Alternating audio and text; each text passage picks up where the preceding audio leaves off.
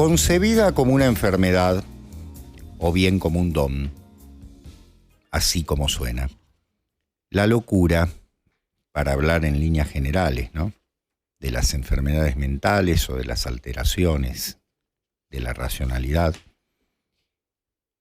es un tema que ha preocupado, que ha interesado y que ha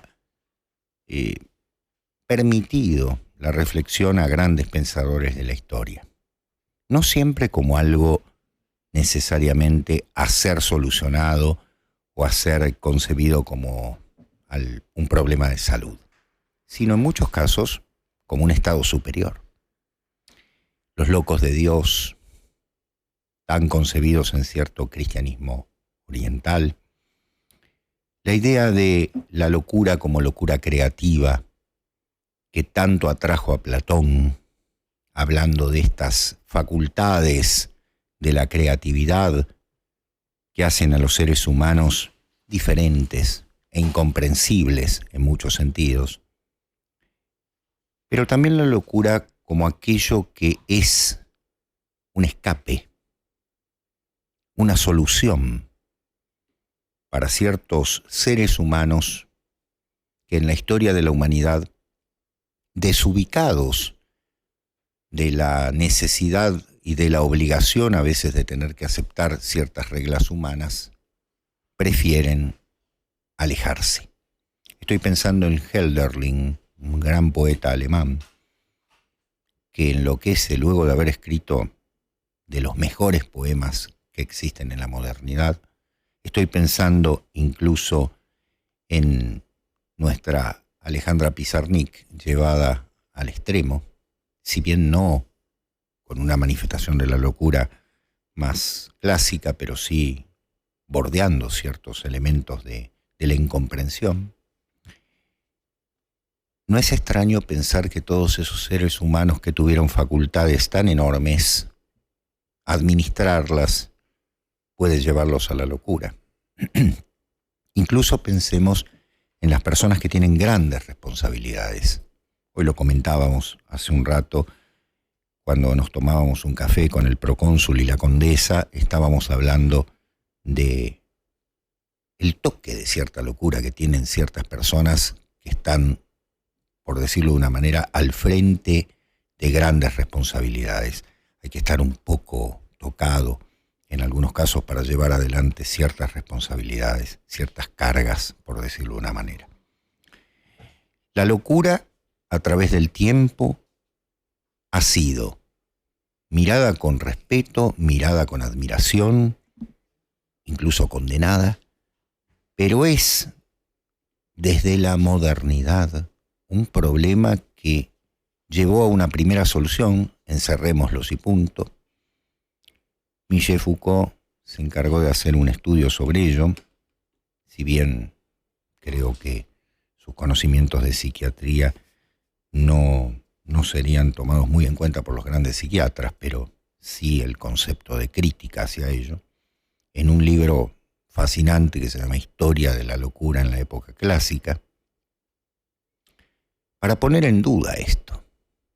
Es decir, encerramos a estas personas porque, y en algunos casos, todavía hoy en día se sostiene, no hay otra solución.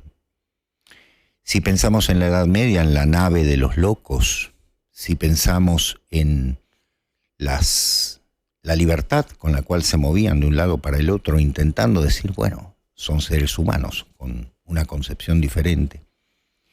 Pero si dejamos de lado ese tipo de locura y nos metemos en lo que verdaderamente representaba para los antiguos, en ella estaban inmersos muchos de los caracteres que hoy en día consideraríamos normales. O en algunos casos tal vez hemos encerrado a personas que tenían características más normales que los llamados normales. La bendición o la maldición, uno de los elementos claves de la historia de la humanidad, la locura. ¿A dónde lleva? Una de las grandes cartas del tarot también. Vamos a hablar del simbolismo de esto, pero vamos a hablar de la importancia de este tema, al menos para concebirla desde otros puntos de vista.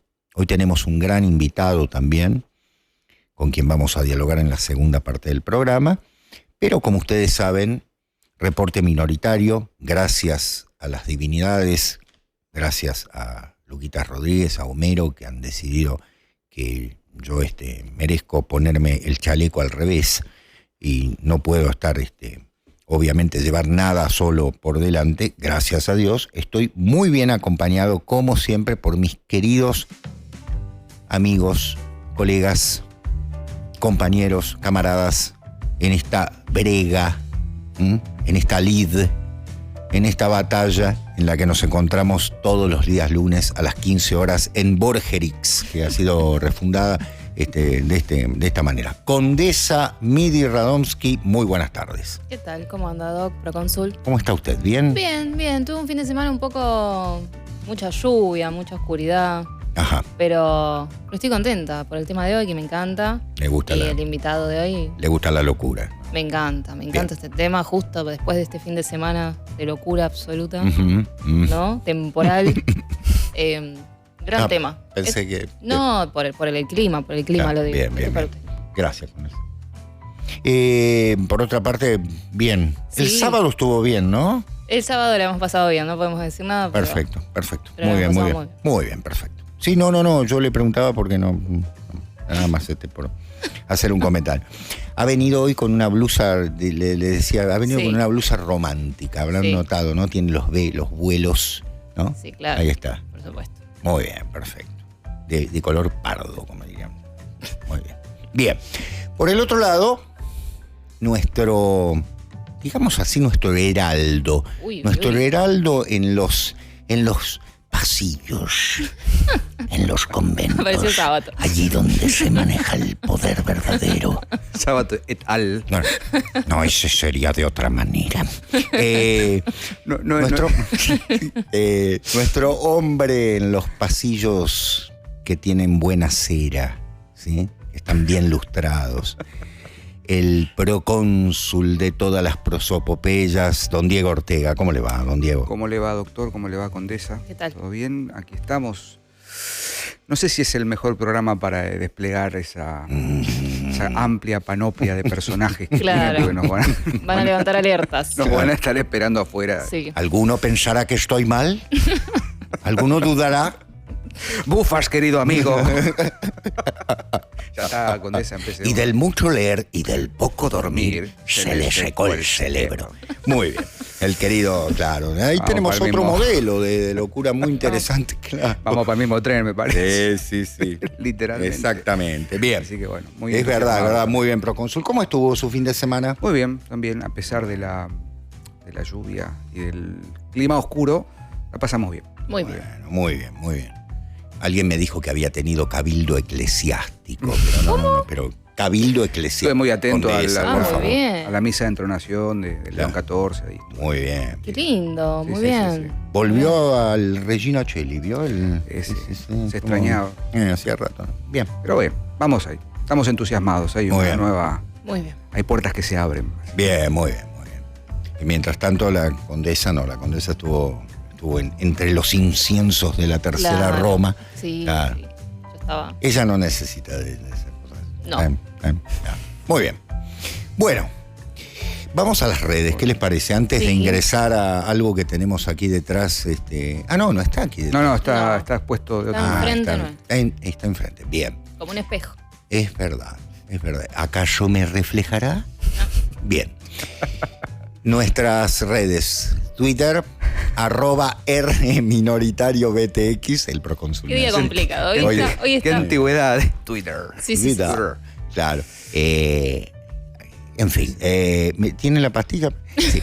Instagram, @reporteminoritariobTX y por supuesto la página de Matías Macetti. Matías, un abrazo enorme. Le mandamos un abrazo. Un agradecimiento constante. Qué buen trabajo que hace. Yo realmente lo veo... luego porque analizo todo lo que pone debajo, es maravilloso. Sí, es increíble, muy lindo. Así que vayan a él. Bien. Homero, ¿vamos a tener imagen atrás o es la vas a poner acá? Muy bien, igual, perfecto. Bueno, hoy tenemos una obra, ahí está, vemos. Muy bien.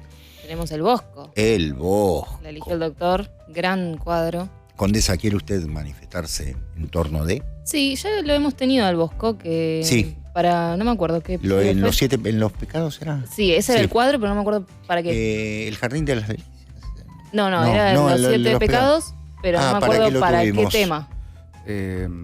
Cuando hablamos de... Que también era circular, bueno, el Bosco. Sí, exacto.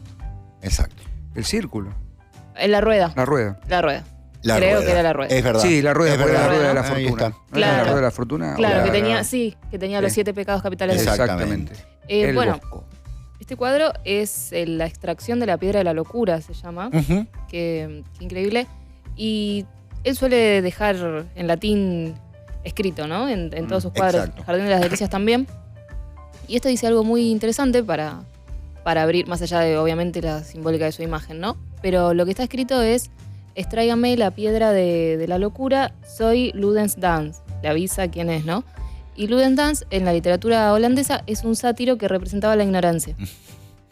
Entonces, ¿no? Como que El juego, Exacto. la danza del juego, Ludendans, Exacto. claro. Y, claro, Ludendans. Ujú. Y usted decía lo de el loco, Ujú. del tarot, El fu. el claro. full. Y tengo una amiga, Emi, que le mando un beso, que sabe mucho de tarot.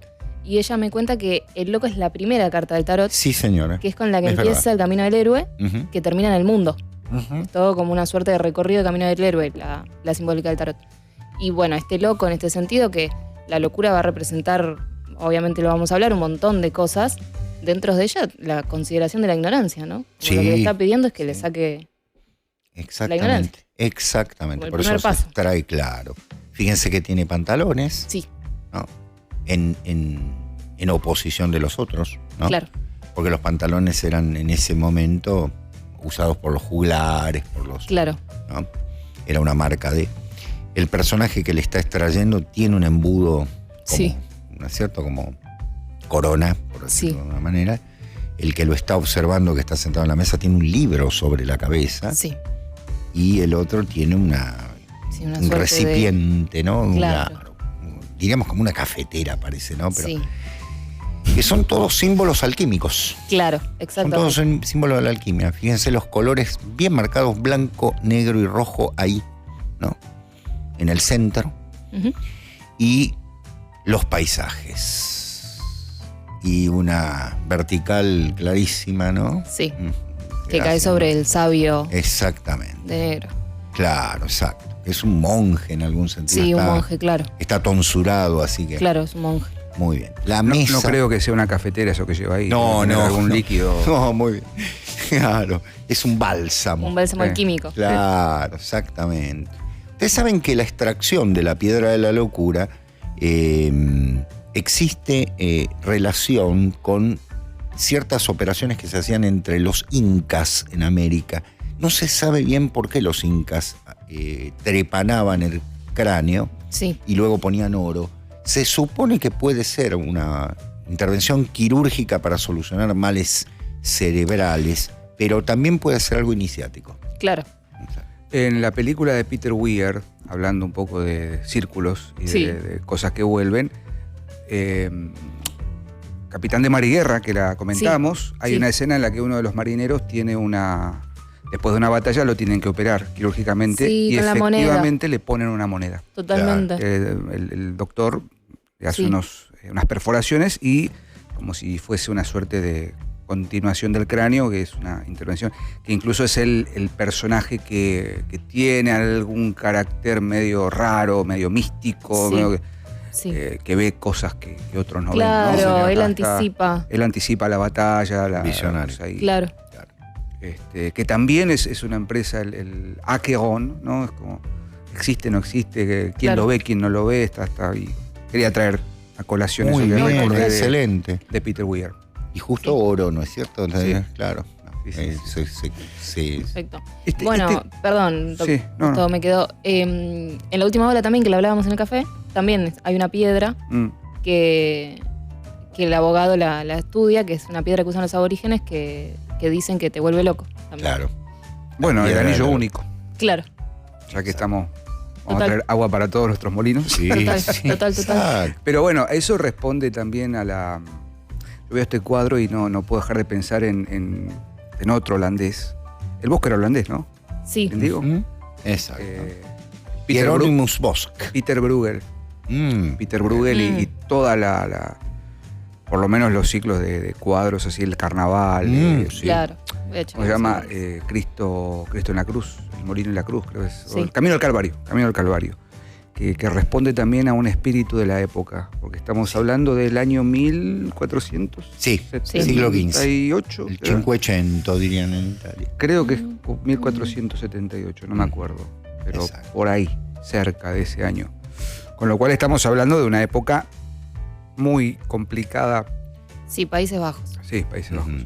muy complicada para pensar estos temas, ¿no? Complicada en el sentido de que hay un material de análisis muy, muy fuerte y hay un cambio de paradigma también. Ahí está, ese es Bruegel, es el carnaval, o no sé Increíble. lo que se llama Los así, colores de vuelta, Colores ¿no? de vuelta, sí. Colores iniciáticos. Sí, Alquimia. el rojo, el negro, el blanco, muy notable, ¿no? Sí, increíble. Claro, exactamente. Y después decimos que está todo oculto y demás, no, está bien visible, el tema es verlo. Y justo Claro. el carnaval, ¿no? Sí, totalmente. Pero aparte, Totalmente. volviendo al cuadro Del Bosco. del Bosco, es interesante pensar que la locura se puede extraer, se puede operar, se puede, ¿cómo se dice?, intervenir quirúrgicamente o quirúrgica y mágicamente, alquímicamente, y que está alojado en la cabeza. Cuando uno podría empezar a hacer una suerte de raconto de la historia. Bueno, Foucault lo hace, historia de la locura en el En la Renacimiento. época clásica. En la época clásica. Y irnos bien para atrás respecto de las nociones de locura nos obliga a repensar que no necesariamente es algo que se aloja en la razón, en la Claro. cabeza, ¿no? Como órgano rector de la acción humana, el cerebro, ¿no? La locura no es solamente irracionalidad. Primero que se me viene a la mente, lo primero que apunté cuando salió el tema es dots, R-dots, los griegos y lo irracional, y las distintas formas de manía, ¿no? El maniqué, la manía, ¿no? El eros, ate y menin, ¿no? Como formas. Aquiles es poseído por el furor de la cólera, la menin, eros. Y ahí, bueno, por supuesto, todo esto está sostenido no solo en la literatura, sino también en los diálogos platónicos, por lo pronto. Sí, claro. Por ahí en el segundo bloque podemos ir peloteando con los desarrollos, pero justo el momento en el que aparece el Bosco, aparece Erasmo de Rotterdam, hay todo un cambio de paradigma en el que efectivamente se deja el terreno bien nutrido para que la diosa razón domine toda la forma de pensamiento, ¿no? Exactamente, muy bien anunciado, sí señor, claro. De hecho, Erasmo está mal traducido, el elogio de la locura. Sí, es defensa en comión, moiras en comión. Es que no es locura, Diego. Es dulcia. Es claro, es una necedad, necedad. Más que la locura. Dulcia laudes. Es laudes, dultitia, claro, exactamente. ¿Cómo es que dice el Quijote? Dice, stultorum numerus infinitus es. El número de tontos es infinito, ¿no? Diríamos, citando al gran Cervantes. Pero, claro, es un concepto diferente, muy bien. Después, si quiere, lo conversamos. Sí. Lo de Menin, lo de la locura por el amor, ¿no? Justamente, y la locura colérica, ¿no? La Menin más, la ate, ¿no? También, que tiene tanta representatividad en la tragedia griega, tan visible. Después un saludo a la Asociación Trabajadora del Estado también. Bien. Son chistes. No van a echar a la mierda. Claro. No quiero pensar si Pensadores Unidos Todos Obreros, no quiero pensar cómo será la sigla. Bien. Bueno. Muy bien. Algo más para agregar. Se quedó pensando. Recién lo calculó, él estaba. Claro, estaba. Estoy juntando las siglas. Que tiene que seguir las siglas rápido. ¿Sí? ¿Qué iba a decir? Es como la. El otro día estábamos hablando de las. ¿Se acuerda, Procónsul? Que estábamos hablando de las plataformas para ver películas. Y yo, bueno, soy socio de una plataforma. Ongas se llama. sí, muy sí. bien. Entonces Si no lo lo quieren puedo ver, ver por por allí esa ve las plataforma. películas. Claro, Sí, sí, por muy allí bien. veo esa película. Muy bien. Sí. Un hombre con un Son máster en ver- lingüística. Obviamente, ¿no? Obviamente. Un Bueno, máster ¿qué en quieren lingüística. que haga? El mundo está... El doctor Porrini. Por supuesto. Sabe de palabras. Perfecto. Perfecto. En fin. Sí, sí. Volviendo al Tengo- tema. Sí. Vamos al tema, Hoy- porque hoy hoy se nos sí va la por los locura carriles. nos está ganando. Lo hacemos operativo los programas, hay que decirlo. Es Sí, verdad, totalmente. es verdad, lo llevamos adelante. Esta es la locura. Nos hemos dejado llevar por... Por otra parte, para un poquito cerrar y permitirles, si quieren, observen ustedes, bueno, ustedes ya lo han observado, pero digo a nuestro público, ¿no? El cuadro del Bosco, el entorno en el que está, ¿no? Ah, sí. Estamos en un lugar de sombra, Míralo. la luz empieza detrás, se llega a lo celeste, Sí. la mesa en la que está apoyado ese personaje tan increíble, ¿no? Con un velo, un libro en la cabeza, apoyada la cabeza en la mano, ¿no? La otra sosteniendo. Fíjense la forma de la mesa, ¿no? Es una redoma, Ujú. ¿no? Que es un símbolo de la alquimia también, Claro. de color azulino, ¿no? Es decir, todo esto ¿para qué? Para que ustedes observen que el Bosco era un autor, yo diría, no sé si me lo permite Condesa, procónsul, era un iniciado. Sí, por supuesto. Estamos hablando Sí. de, ¿no? Sí. Hay algo ahí Exactamente, que está compartido, ¿no? Un totalmente. Un lenguaje común, diríamos. lenguaje común. Exacto. Bueno, es lo que planteábamos también en el primer programa de este año. Sí. Estamos hablando ahí en el límite entre renacimiento, Barroco. barroco, Sí, cuando la cosa se empieza a subvertir Claro. exacto. y deja de ser algo de secreto, entonces hay que buscar la forma de abroquelar, Claro. Exacto. no digamos encerrarse y ¿cómo decirlo? Ocultarse. Sino más bien defender, y a veces la forma de defender eso es el arte. Sí, Exactamente. sí, sin duda. O sea, hay No. algo ahí de...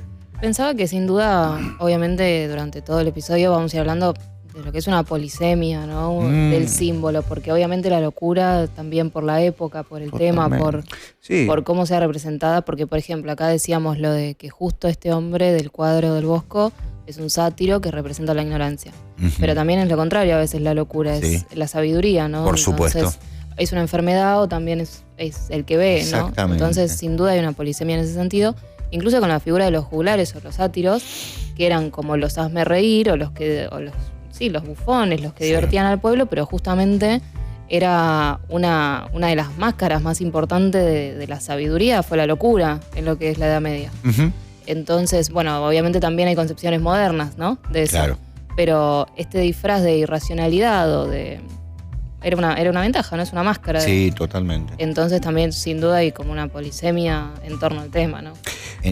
Cuando se coronaba papa al burro, ¿no es cierto? Al Claro, asno total. y rey a Bueno, un mono. ¿no es está cierto? en el cuadro de Bruegel que ponía Homero Ujú, recién. ese. En Sí. el carnaval está ahí y hay uno del Bosco también, creo, en el Jardín de las Delicias. Sí. ¿No es Sí. del Bosco? Sí. Sí, en la parte de oscuridad. Sí. Pero pensaba lo que decía la condesa en este sentido.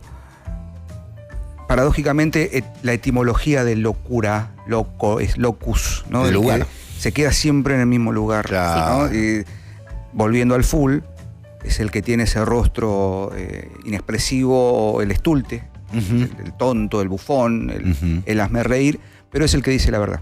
Claro. O el que señala la verdad, el único que... O sea, los grandes bufones de la literatura, pienso en no sé, el bufón de Rey Lear. Rey Lear. Es el que le bate la posta, digamos, Claro. el que Sí, le dice, no, mirá, exacto. Muy bien. te lo voy a decir así. Claro. Por otra parte, los reyes en época renacentista y sobre todo barroco tenían los bufones no solo para divertirse, sino porque tenían carta blanca para decirle lo que le tenían que Por decir. supuesto. ¿No es cierto? Sí. Por supuesto. Fueron famosísimos los bufones de los Habsburgo, de los Austrias, que eran los que realmente le decían en la cara, ¿no? Ujú. Toda la verdad, porque estaban habilitados para. Claro, los otros eran un constante besamanos, ¿no? Total majestad, tal cosa, majestad, tal otra, y de pronto el rey quería escuchar, a ver, y te mandaste tal error, por decirlo Claro. sabiamente o ocultamente, ¿no? Muy particular. Y el hecho de que ese permiso concedido, digamos, naturalmente, era perpetuo. Es interesante, ¿no? De observar. Así que un tema que, como ustedes verán, atraviesa la historia de la humanidad de manera notable, también como posesión demoníaca, Sí. ¿no? También, o sea, como virtud o como defecto. Total. Sí. Bueno, toda la obra que lo podemos hablar en nuestro segundo bloque, toda la obra de El Exorcista está cimentada sobre ese tema. Sobre todo, bueno, todo lo que escribió Friedkin. Peter, claro, No, Peter Blatty. Blatty. Friedkin es... Obviamente la película de... La película de... Ay, por favor. Friedkin. Friedkin. Pero el la director. tercera, que la dirige directamente Blatty, es directamente hacia el tema de la locura, sucede en un manicomio y demás. Claro. Y es muy interesante. Sí. Está Y también vino Sí. la escena del pasillo. Claro, Sí. las tres películas, ¿no? Dos la dirige Blatty y El Exorcista que dirige Friedkin. Cómo está subvertido el tema, ¿no? Porque es como la locura forma parte del mal y no al revés. Como la locura... Ese es un temón. Claro, la Porque- locura... No, porque a veces se dice, bueno, es malo porque es loco. Ah, O sea, al claro. revés, es loco por el mal, Sí. ¿no? Exacto. Sí. Bueno, Poe. Claro. Eso, Poe, cómo empieza el gato negro, el corazón del actor, dirán que estoy loco o Claro. nervioso. Claro. Bueno, Renfield en La Drácula. que está. Perestesia de los sentidos. Sí. No me quiero olvidar lo hablábamos acá en el pasillo antes de entrar. Si hubiésemos elegido una película, Por supuesto. acaso, Sí. podría Locos haber por Mary, sido. claro. Perdón, era Locos por Mary. Sí, claro. ¿No era así? No necesariamente. Bien. Habíamos pensado otros títulos. In the Mode of Madness. Exactamente. De En la boca del miedo de La boca del Carpenter. miedo, la boca de la locura. Totalmente. Sí. Así que bueno, el programa de hoy nos va a poner como loquitas. Uy, Dios mío. Está peligroso el tema. Merito. Esto es meta Esto referencia. fue abrir la puerta. No Llévese sé, las podemos- cámaras. Yo creo que sí. Han tomado una posición muy cercana a nuestro tema de hoy, me parece. Sí, claro. Sí. Estamos, sí. ¿Acaso lo dudas? ¿Homero? ¿No es Homero el que ha recitado la mayor locura de la Sin historia? reporte y sin cerveza me lo pierde la cabeza. Muy bien. Bueno, vamos a hacer uso de este hermoso material en el espacio que viene. Ahora vamos a hacer un pequeño silencio, los vamos a dejar con esto, y vamos a dejar que Homero, que es el único cuerdo que ha quedado en esta Borgerix, No sé, ¿eh? se lleve. Bueno, creamos que sí, por lo menos por un rato. Si fuera yo, las cámaras se caerían, así que son suyas las cámaras, señor director. Reporte minoritario en Vorterix. Ahí estamos, ya estamos de regreso, más calmados, hemos intentado, ¿no es cierto? Claro, el Condesa se sonríe. El procónsul me mira de costado, se le va torciendo la cabeza, en fin, tratando de parecer más normales para tratar este hermosísimo tema. Bien, alusiones. Antes de avanzar, si les parece, hacia el centro de gravedad más neurálgico del problema de la locura, que es qué pasa con la locura en la modernidad, de alguna manera también con el invitado, tal vez de paralar el tema largo y tendido, quizás convendría hacer algunas referencias sobre la noción clásica en torno a la locura. Hay muchísimas fuentes filosóficas, literarias. Mencionábamos recién a Dodds, que hace un estudio magnífico sobre las distintas formas del maniqueo, de la manía, ¿no? Los griegos y lo irracional, de cómo intervienen estas formas de posesión. Y ahí es donde, para mí, cuadra perfectamente el Fedro de Platón. El Fedro de Platón, yo lo tengo acá en una edición muy conocida. Qué bonito. Es uno de los textos más importantes dentro de los diálogos sin duda. platónicos, porque es una vastísima reflexión sobre el alma, en principio. Acá, mira, Fedro de Platón. Es muy linda edición. esa edición de Losada. Sí, aparte tiene un prólogo magnífico. ¿Traducción? La traducción creo que es de no. Pablo Ah, Inver, muy bueno. No. María Inés Crespo y María Isabel Santa Cruz. Ajá. Pensé que era de Inver, no sé por qué. Entonces, obviamente no voy a resumir el Fedro porque nos llevaría 2 programas. Pero hay como 2 grandes partes y una de ellas tiene que ver con un discurso sobre la composición del alma, que después va a venir el famoso mito del carro alado, que el alma tiene dos naturalezas, una que lo lleva a la razón, otro que lo trae hacia lo corporal, lo físico. Bueno, dentro de esa distinción hay algo que es Sócrates, por supuesto, en la pluma de Platón, expone respecto de las 3 formas de posesión divina. Y la locura, dice, es una de ellas. La locura en tanto tendencia hacia lo divino, que es de algún modo tendencia hacia lo bello. Y ahí es donde empieza el problema, uno de los problemas, porque expone la noción de delirio divino. Después viene Joseph Piper, que hace un comentario al Fedro, que es entusiasmo y delirio divino, ¿no? En qué medida el exceso de búsqueda de trascendencia puede derivar en el delirio místico, en el delirio divino. Con lo cual, grosso modo, en esta mirada más bien clásica de la noción en torno a la locura, partiendo del Fedro, hay una primera idea de que primordialmente es un exceso de búsqueda del bien o de lo bello hacia la trascendencia divina, y que no necesariamente eso radique en un mal, en tanto y en cuanto no esté supeditado a la búsqueda de un fin mayor. Cuando esa búsqueda es solamente hacia el fin, digamos, de la concupiscencia, del fin del cuerpo, etc., deja de ser positivo o deja de ser algo bueno y bello y empieza a convertirse en algo más cercano a los placeres del cuerpo, a los placeres carnales, etc. Por eso el carro alado tiene que tener una auriga que sepa conducir las 2 naturalezas del ser humano. Lo estoy diciendo de una manera muy simple, si se quiere. Por supuesto, en el texto, en el Fedro, está mucho más marcado. Pero luego, esta idea de el equilibrio que tiene que haber, la noción de mesura, la sofrosine, después va a trasladarse a la tragedia. Pienso en Hipólito de Eurípides, pienso en la Orestíada de Esquilo, la posesión de las erinias en la mente de Orestes, que solamente busca satisfacer una venganza, sangre por sangre, ¿no? Y vienen las erinias a instaurar el equilibrio. Exacto. Luego, tornadas Euménides. Pienso en Fedra, la Fedra de Séneca, la Fedra de Racine y toda la idea entre la disputa entre razón y pasión. En definitiva, en tanto y en cuanto la búsqueda del equilibrio no sea una tendencia hacia lo bueno, hacia lo bello, la posesión de la locura o la posesión del delirio divino puede tornarse una vuelta de tuerca demasiado peligrosa.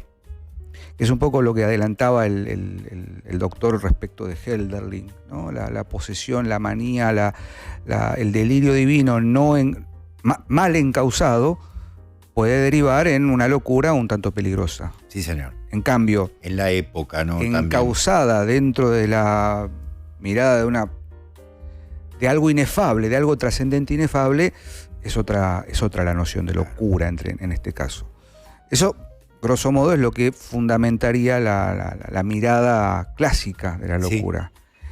Que por supuesto con el advenimiento de la modernidad y todo lo que ya sabemos y lo que hemos mencionado siempre, ahí va a haber otra mirada. Exacto. En principio la idea entre locura, el mal y la locura, locura e irracionalidad en tanto inestabilidad de la razón o no razón o qué sé yo. Digamos una mirada peyorativa del concepto de locura. Uh-huh. Pero bueno, nada, no quiero monopolizar nada. No, porque muy interesante porque también el tema de la posesión del héroe, la locura cuando posee al héroe, ¿no? El entusiasmo, que es la raíz de Dios, ¿no? El Dios que posesiona.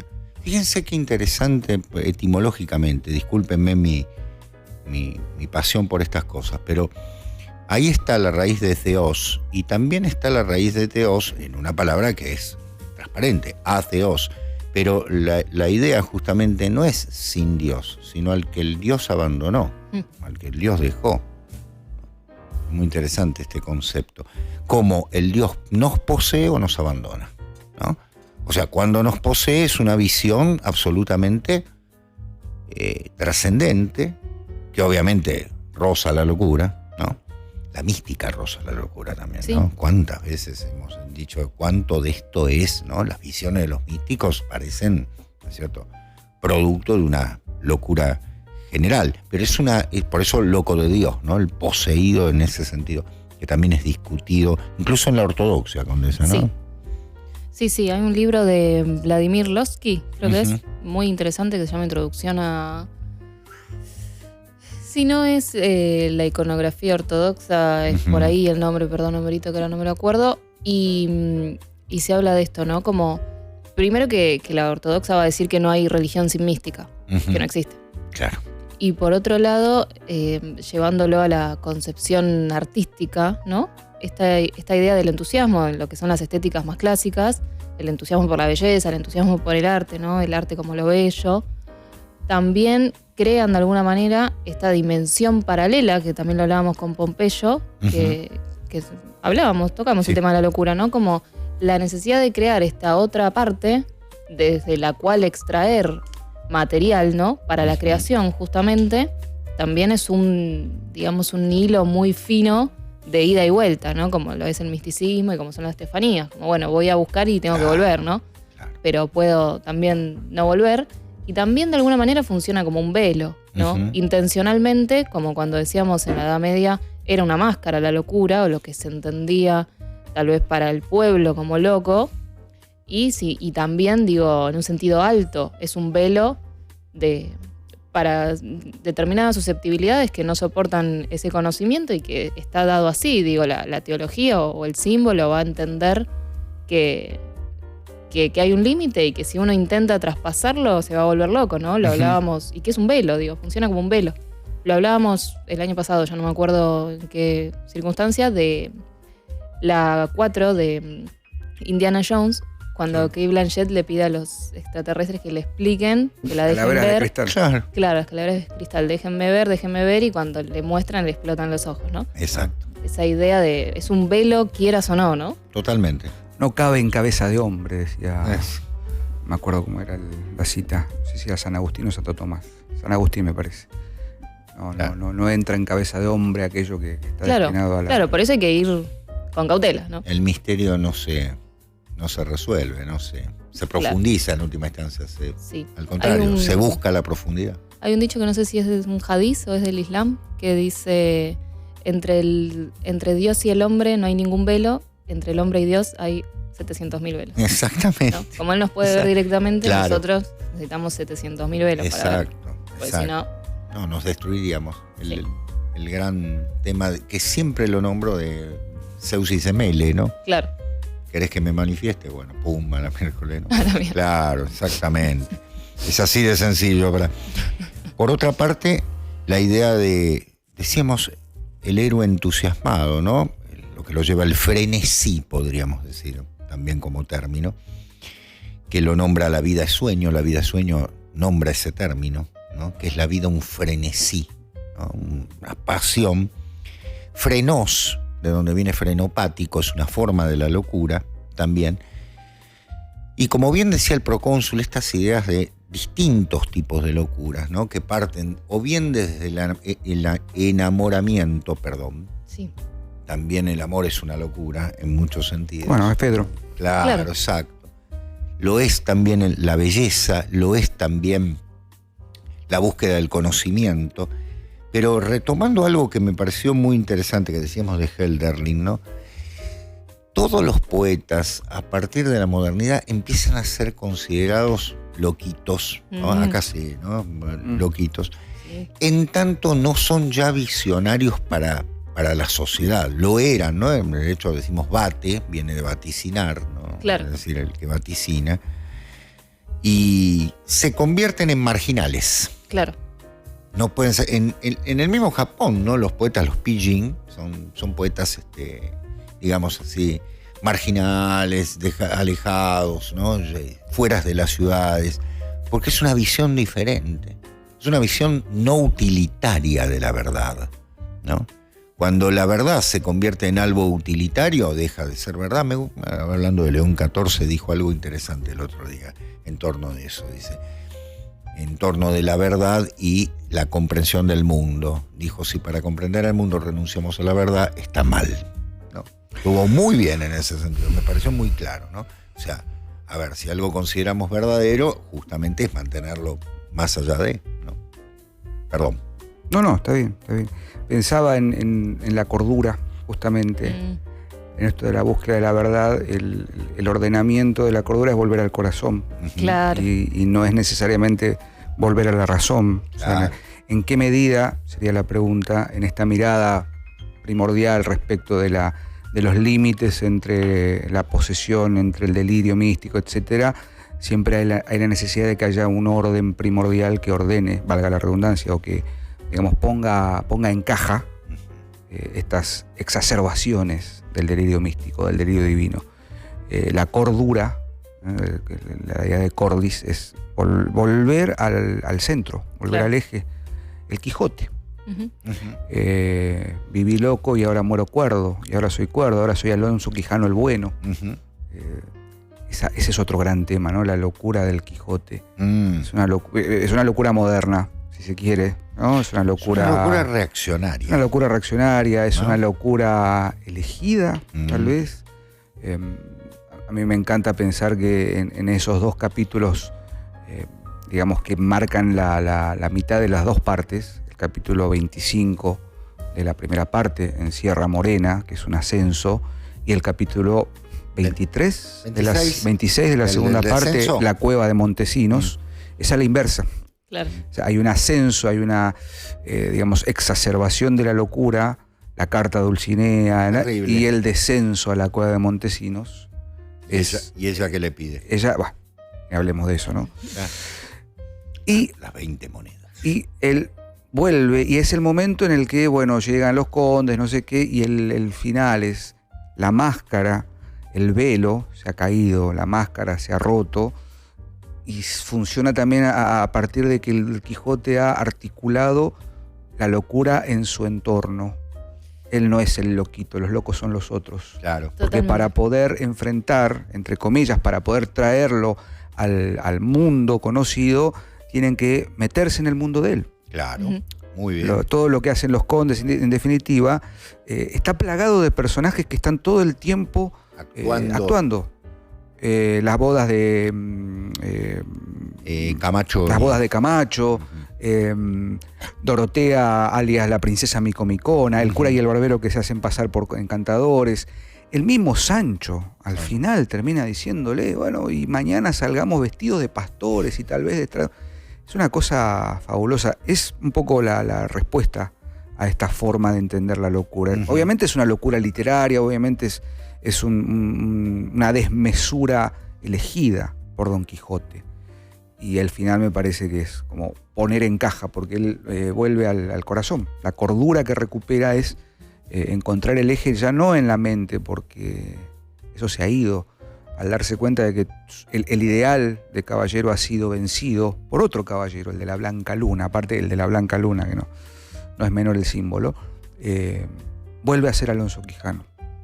Es tremendo. Me Sí. estoy acordando ahora y se me empiezan a disparar un montón de cosas, perdón. Es que es así, el Quijote es posiblemente como novela de autoconciencia, Sí. ¿no? Que establece una cantidad de miradas propias. Alguien ha dicho, el Quijote es un idealismo que tal cosa. Bueno, a ver. No es un utopista el Quijote, al contrario, está mirando el pasado, ¿no? Claro, Mira hacia atrás. claro. Y en ese mirar hacia atrás dice, Dios, lo que perdimos, ¿no? Sí, es que el eje, justamente con la idea de cordura vinculado al corazón, si el eje no es justamente inmóvil, va a aparecer el tema de la moral. Entonces, lo que entiende también una sociedad por cordura y por ende por locura, como pasa con los poetas en las sociedades modernas, que son gente que, bueno, sí, está traduciendo la verdad, pero si esa verdad no tiene ningún valor en las concepciones morales de la época, es un loco. Claro. Entonces también los límites de la razón en ese sentido de lo recto, ¿no? del raciocinio vinculado a la época, es algo que no se sostiene en el tiempo porque Ujú. siempre va a tener una carga moral. Ujú. Entonces va a suceder. Empobrecido, digamos, ¿no? Claro, y no termina como, por supuesto, sin hablar solamente de las concepciones de enfermedad y demás, ¿no? Sino hablando de concepciones más simbólicas de lo que es estar en el eje, ¿no? Claro.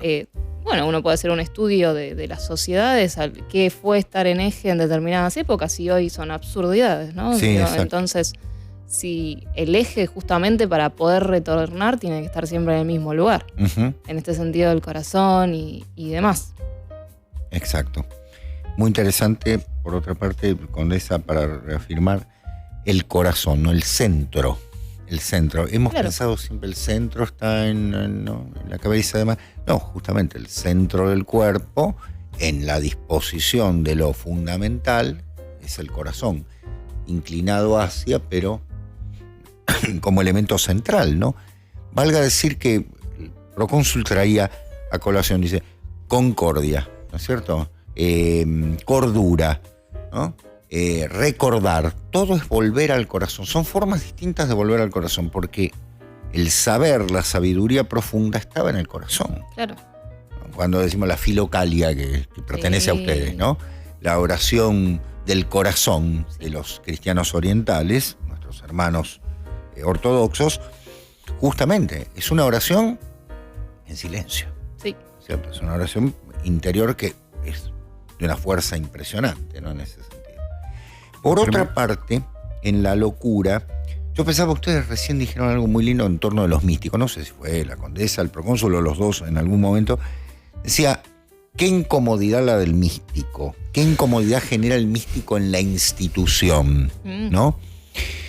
Es un poco así, tiene que ser así. Es decir, el místico no va a poder entender nunca lo institucional desde ningún punto de vista, porque está más allá del elemento institucional. Y la institución, lamento decirlo, se lo tiene que bancar. Lo digo así en términos, ¿no? de calle. Se tiene que bancar al místico, porque el místico está viendo más allá y está viendo que lo que acá se hace, bueno, es un conjunto de ladrillos puesto uno encima del otro, como se puede, ¿no? Claro, claro. Siempre lo institucional está inevitablemente metiendo la pata, no le queda otra, ¿no? Total. Volviendo también un poco, que estaba recordando que lo trajimos a colación la charla con Pompeyo, Ujú. es también muy interesante las teorías de métodos de actuación en torno a los límites también de consciente e inconsciente, ¿no? Claro. Hay un teórico que es el sobrino de Anton Chekhov, que es Mikhail Chekhov, Ujú. que él va a proponer creo que el libro es Manual para actores, algo así se llama, no recuerdo el nombre, o para el joven actor, instrucciones para el joven actor, algo así. Él se va a oponer a la teoría de Stanislavski de la memoria emotiva, Ujú. ¿no? Porque dice, bueno, la memoria emotiva es algo que es de un recuerdo verdadero de una emoción que te sucedió, y él va a proponer la teoría de la atmósfera, que es construir una atmósfera ficticia de la que Bien. tomar, Claro. ¿no? Que después también lo va a retornar Grotov y Exacto. demás, ¿no? Que es como esta idea de actuar con el inconsciente. Obviamente con una teoría particular del inconsciente, que seguro lo hablemos también con... Con una técnica también, ¿no es Claro, cierto? por supuesto. Retomando, es inevitable verlo acá a Pompeyo y haberlo visto en escena cuando él empieza a decir, bueno, siento que el cuerpo habitado, ¿no? Claro. Hay fuerza, y él no lo dijo acá de esa manera, pero un poco exponiendo la charla previa, que fue brevísima. Sí, Él dice algo así como, bueno, dejo que esos seres que habitan allí habiten en Claro. mi cuerpo. Por eso Habitación Macbeth es un habitáculo poblado de encarnaciones. Y dice que si yo no les tiro un poquito la rienda, pueden ir para cualquier lado, Claro, ¿no? Es decir, sí, ahí sí. está ese... Ujú. Y yo quiero La citar auriga. a ese respecto, o al respecto de esto. El doctor preguntaba, señalaba, ¿no? El problema del místico, ¿no? ¿Qué problema? Místico, poeta, podríamos sí, por supuesto. parangonarlos. Están. Son Son primos hermanos. Son primos diríamos. hermanos. Bueno, Hölderlin. Sí. Lo hemos dicho en algún momento, Ujú. el tema de la visión del místico, o lleva a la poesía o Oh. lleva a la locura, Sí. ¿no? Y bueno, encontrar el límite. Y acá me apuntan por cucaracha. Ujú. Cecilia me manda un fragmento de ortodoxia de Chesterton. Uy, qué precioso. Y hay una cosa interesante en relación con esto, ¿no? Sí, Aceptarlo todo es un ejercicio, entenderlo todo es un esfuerzo. Lo único que desea el poeta es la exaltación y expansión, un mundo para explayarse. El poeta solo pretende entrar su cabeza en el cielo, o sea, buscar aquello que es inefable. El lógico es el que pretende hacer entrar el cielo en su cabeza. Y es su cabeza la que revienta, claro. ¿no? O sea, la diferencia entre... Ella me señalaba la figura entre el científico loco, ¿no? Y el poeta, que es el poeta loco, ¿no? La figura del poeta loco, la figura del poeta, tomando acá las palabras del doctor, místico, si se quiere, ¿no? Aquel que ve algo y que trata de poner su cabeza, hacer entrar su cabeza, la exaltación de su espíritu en ese cielo, mientras que el científico o el lógico trata de entrar el cielo adentro de su cabeza. Y ahí, ahí es donde entra el problema. Señor. Ricky Morty, por decirlo de algún modo. Sí, sí, la sabiduría que enloquece. Sí. También hay algo de estar pensando también en poetas o genios de su época, ¿no? También hay algo de administrar eso en sociedad. Como también hay algo de estar en una octava distinta, vamos a decir, retomando el simbolismo, muy bueno. que complica de alguna manera la cotidianeidad, ¿no? Incluso se habla de la dualidad del artista. Sí. Como, sí. La bipolaridad. Claro, ¿no? Esta idea de la soledad. Hay un lugar de la sabiduría que es solitario, Sí. ¿no? Porque es un lenguaje que, si bien es universal y común, también es un lenguaje que uno habla solo, de alguna manera, ¿no? Exactamente, estoy totalmente de acuerdo. De hecho, se decía que Dante no sonreía no porque hubiese visto el infierno, sino porque había perdido el paraíso. Porque volvió del cielo, Claro, sí, gran volvió nota del al pie de Guénon. paraíso. Claro, exacto. Gran Guénon, es verdad. Bueno, la película de Peter Weir, La Sociedad de los Poetas Muertos. Claro. Hemos hablado también del sentido de toda esa escena en la que Keating le hace construir el poema al personaje de Ethan Hawke, a Todd, creo que se llama. Y hay algo ahí que sucede que es magnífico y que tiene que ver con... Le hace cerrar los ojos. Y lo hace dar vueltas en el mismo lugar, ¿no? Claro. Hay como una iniciación allí, ¿no? Bueno, lo hemos hablado también, Weir tiene mucho de eso, de momentos de iniciación. Citar el libro que me lo anoté acá, el que le dije al doctor, de Vladimir Lossky. Por favor. Se llama Ensayo sobre la teología mística de la Iglesia Oriental. Es muy interesante para esto que hablábamos introductoriamente, porque él allí dice como la importancia de la mística en la Iglesia Ortodoxa. Claro, fundamental. De hecho, hay una... Ahí está, mira. Una presencia... Ahí está. Sociedad de los Poetas Muertos. Hay una presencia de la mística en el cristianismo oriental que es innegable, ¿no? Los grandes santones de la tradición oriental. Sí, total, y es fundamental. Digo, no va a creer la ortodoxa en una iglesia y en un dogma religioso que está vacío de mística. Por supuesto. Es un envase. Exactamente. Hay una gran obra de teatro que todos ustedes conocen y que el procónsul recién citó, que yo creo que sería un buen punto de partida para entender ciertas cosas del querido Guillermo, que es el Rey Lear, ¿no? Bueno, estaba pensando... Claro, Rey Lear es posiblemente un tratado sobre la locura y la visión de una manera notable. Las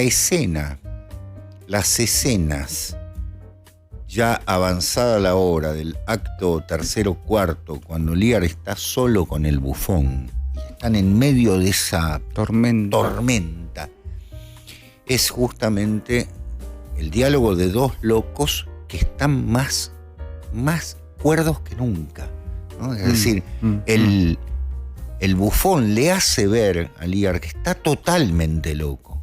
Le dice, estás totalmente loco, pero este es el momento en el que sos el gran rey, porque está descubriendo la soledad de eso que creyó que era una forma de reinar, una forma de justicia, no habiendo reconocido a la única hija que valía realmente la pena, ¿no? De las tres que tiene, son tres y tenemos todo el simbolismo que querramos, es Shakespeare, ¿no? No se puede esperar otra cosa. pero que de alguna manera simboliza la locura como iluminación. Es decir, me ilumino. ¿Y cómo se llama la hija? Cordelia. Cordelia, ¿no? Es decir, volver al corazón. Totalmente. Sursum corda, ¿no? Levantemos el corazón. Estaba pensando mientras hablaban de las tradiciones ortodoxas y demás, el final de la misa tridentina del Vetus Ordo es Cor Iesu Sacratissimus Miserere Nobis, ¿no? Es una invocación al Sagrado Corazón de Jesús, de volver al centro, ¿no? Volver al tiempo de orden sagrado. Pero en Rey Lear y también en varias obras, pero Rey Lear está muy marcado, otra vez, Macbeth, el famoso monólogo del tiempo, ¿no? De mañana, termina con ese elemento que es fundamental, dice: la vida es un cuento contado por un idiota, lleno de sonido y de furia que nada significan, ¿no? Es un cuento por un idiot, que podría catalogarse como el loco, el estulte, ¿no? Y Dios, está encerrado en sí mismo. Exactamente. ¿No? Claro. Y el estulce, el tonto, en Rey Lear sería el bufón. O volvemos a lo que dijimos al principio respecto del Fool, la carta del tarot, el que no tiene, expresión alguna, pero puede ser la verdad. La locura que viene de las ninfas, me estoy acordando del libro de San Roberto Calasso. Que viene de las musas, también lo dirá Platón en el Fedro. Es decir, hay algo ahí que la posesión maníaca o mántica termina por o revelar o destruir al sujeto. Si no hay algo que dijo la condesa que me pareció magnífico, si no hay una administración, ¿no? Algo que regule, ¿no? Que ponga ahí la sintonía fina, porque si no nos vamos de mambo, literalmente. Total, bueno, Bale va a decir: la balanza del hombre es la cruz. Claro. Totalmente. ¿No? Como el punto de apoyo. Tomando Arquímedes también, ¿no? Claro. Y estoy pensando, ustedes vieron que en francés se dice locura folie, ¿no? Sí. Bueno, ¿cómo se llama? Me acaba de dar el pie de Procónsul. Uno de los grandes libros de San Roberto Calasso, La Folie Baudelaire. Ahí hace alusión a un lugar, a un ámbito, a una habitación, a una casa. Folie se le decía en el siglo XIX a esas casas que se dedicaban a la vida propia, o sea, diríamos el bullying, me permiten el término porteño. El lugar donde no necesariamente era así, un intercambio, un comercio entre A o B, sino el lugar donde se liberaban ciertas cosas, ¿no? Ya la sociedad burguesa no permitía, entonces estaban estos ámbitos espectaculares. Y Baudelaire tiene su folie, es decir, el lugar donde él verdaderamente es, donde está con la mujer a la que ama, que encima está señalada, ¿no? Y el lugar donde, se habla de ciertas cosas frente a un mundo que está absolutamente adocenado, ordenado y demás. Y por otra parte, ¿cómo se llama uno de los cabarets más importantes de París? Folie Bergère, ¿no? Los Ángeles Locos. Ahí es muy interesante observar por qué los ángeles locos, ¿no? Justamente con el doble sentido, es decir, el ángel que enloquece, se enamora de una manera muy particular, dando pie a esos mundos que recogen un mundo, ¿cómo decirlo?, subvertido, pero en el sentido justamente de subversión de un orden burgués, claro, intrascendente totalmente, ¿no? Ya que nos condenan de esta manera, vamos a ello. Me quedé pensando en el tema de las locuras de Shakespeare. Habría que, ¿no es cierto?, también en algún momento hablar de eso. Las cuatro grandes tragedias para mí, obviamente las históricas son magníficas. Otelo, Rey Lear, Macbeth, Hamlet. Podríamos sumar también Romeo y Julieta, yo la sumaría. En algún punto hay algo en el que la locura. El desorden justamente lleva a la locura. La locura de los celos que posee Otelo, la de Hamlet, la locura fingida de Hamlet, la locura del mal que posee a Macbeth, Lady Macbeth y Macbeth. Y la locura iluminada. Y la locura iluminada de Lear que vuelve al corazón, a su corazón que es Cordelia. Muy bien, podríamos Sí, trazar una línea ahí de conexiones para desarrollar. Bien, creo que usted dirá, Homero, ¿estamos para hacer el corte? Perfecto, allí me hacen la señal. Homero se fue. Homero, ¿Cierto? no nos aguanta. Ya está, no nos aguanta más. Él dijo que este programa es realmente... Mira, sí, claro, muy bien, totalmente, gracias. Ahí lo veo a Harrison que está escuchando música. No nos está prestando atención. No nos aguanta nadie más en no nos esta radio. aguanta Es nadie. un Ya nos echaron. soponcio. Ahí vuelve Homero. Voy a decirle a nuestro querido grupo de oyentes, que deben ser 4 ya a esta altura, Cuatro no nos cuerdos. aguanta nadie más. 4K. Homero se fue, Harrison está escuchando rock pesado. Acá nadie nos presta atención, pero no importa. Nosotros vamos a continuar. En la hora que viene vamos a hacer una defensa de una bestialidad. Hagamos una. Claro, total, si nadie nos escucha. Claro, Sí, sí. totalmente. Vamos a empezar Homero. a jugar Botticelli. Bueno, un Eso, poco de este programa es eso, ¿no? Sí. Sí. Esto es una cornisa increíble. Homero, es usted el dueño de las cámaras, disponga cuando quiera y sáquenos del aire. Listo. Se dice que en el streaming se habla de pavadas, porque todavía no escuchaste Reporte Minoritario. Bueno, aquí estamos. Gracias, Maxi, nuestro nuevo director. Gracias, Maxi. Sí. Y sí, nos abandonó Homero. En fin, dijo, este programa es más Está aburrido el serrucho, ¿no? que discurso de expresidente. Pero bueno. Ahí también, mira. Duele, Homero está duele. indignado. Ahí viene. Quiero decir Se picó. algo, me duele en el corazón que diga esto, doctor. No, bueno. Me duele en el corazón, Va a haber represalias, Homero, seguramente. Retaliaciones. Uy, Dios Ya, mío. ya tomaré venganza, Dice que tiene fotos Tengo material, comprometedoras. he desempolvado los archivos vaticanos y hemos encontrado, sí, totalmente. Sí. Próximamente habrá novedades Ay, de qué miedo. otros años donde el doctor hacía otras cositas por ahí. Quiero anunciarles a todos que si desaparezco, el único culpable es el Vénganme. procónsul y nuestro Que me vengan director. a buscar a la puerta de la radio. Sí, vengan. Sí, sí. De a uno, pero bueno. Muy bien. Así que bueno, Estamos esperando estamos a nuestro esperando, invitado, pero está por llegar el doctor Bernardo Nante, así que sería bueno Exacto. pensar un poquito, a ver, obviamente es un tema inagotable, es un tema que permite muchísimas ampliaciones, derivaciones, que seguramente vamos a comentar con nuestro invitado, pero la puerta abierta queda a qué pasa con el tema de la locura en estos tiempos modernos, en estos tiempos posmodernos, y creo que el doctor Nante nos puede dar una mirada bastante amplia, sobre todo en este siglo XX, bueno, estamos en el XXI ya, ¿no? Pero de qué manera también el siglo XX se encargó de llevarlo a otro terreno, ¿no? yo creo que hay una vuelta de tuerca, ¿no? Procónsul, condesa, en torno de cómo se concibe la locura desde el siglo XVIII. Es decir, en eso vamos a decir la verdad. El señor Foucault tiene mucha razón, ¿no? El siglo XVIII marca un cambio. Ya el triunfo de la racionalidad lleva a que, bueno, ¿qué hacemos con esto? ¿No? ¿Qué hacemos con este problema? ¿No? Sí, los márgenes de Totalmente. la razón entrarían rápidamente en un Exacto. corrimiento, en una locura, cuando... Claro. Bueno, eso es muy interesante. Sé que acá tenemos... no coincidimos tanto, pero ahora lo vamos a hablar con el doctor.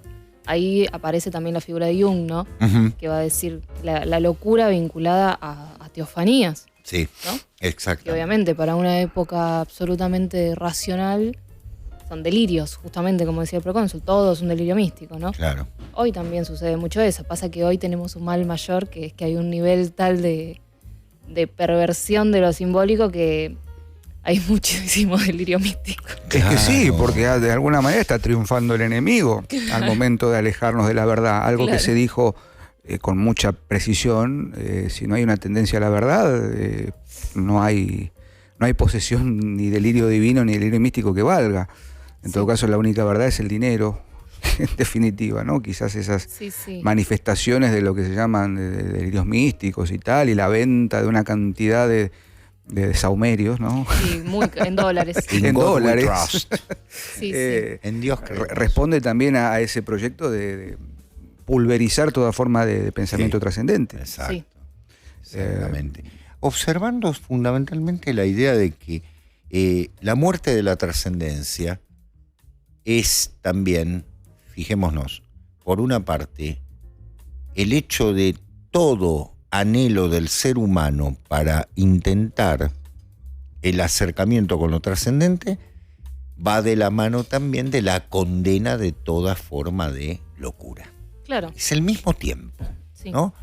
Bueno, son todos unos loquitos, ¿no? Van de acá para allá, están todos en la misma sintonía, por usar el término que muy bien usó la condesa en torno de la octava, ¿no? Están en otra octava, exactamente, en otra dimensión.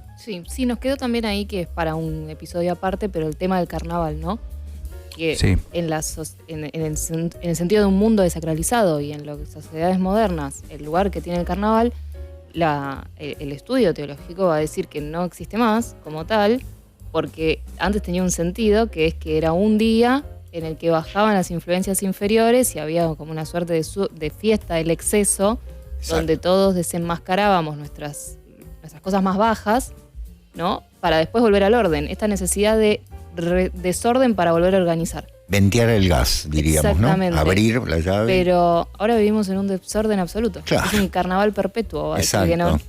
que es terrible. Entonces, no hay carnaval. Todo porque el ya- año es carnaval. Todo el año es carnaval, que Claro. parece una linda frase, pero es un horror. Es un horror, Sí. porque los seres humanos creamos desde ciertas autodisciplinas, Claro. ¿no? Desde el desastre, claro.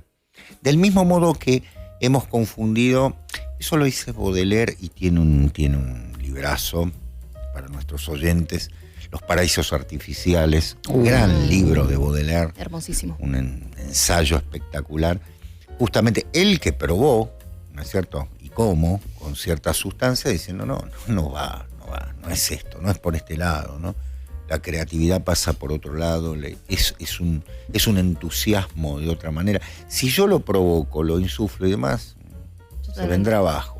Bueno, ¿no? perdón, pero creo que es muy buena el paralelismo en ese sentido de cómo abordar la época entre Rimbaud también, dentro de un primo de Baudelaire, Ujú. Temporada en el infierno, y Verlaine. Ah, Es un sí. poeta excelente, fascinante, pero a él le pasó un poco esto, incluso en su relación con Rimbaud, ¿no? Mm. Que se le fue un poco. Se Y fue larga. Se le fue larga, total. Y ¿A qué se refieren? no, a la cordura, a la cordura. Corrini. Corrini, por favor. Oye, No, tenemos días. bueno. es un día. Vaya al orden. En este sentido es muy, muy interesante de pensar cómo a uno lo consumió su época, ¿no? También su deseo. Y después, bueno, Una temporada en el infierno, que es un Bien. ensayo clarísimo, Totalmente. clarísimo de Estoy de época. acuerdo con usted, Condesa. Tiene absoluta razón. La aparición de Rimbaud le robó el halo. Sí, Sí, a Verlaine.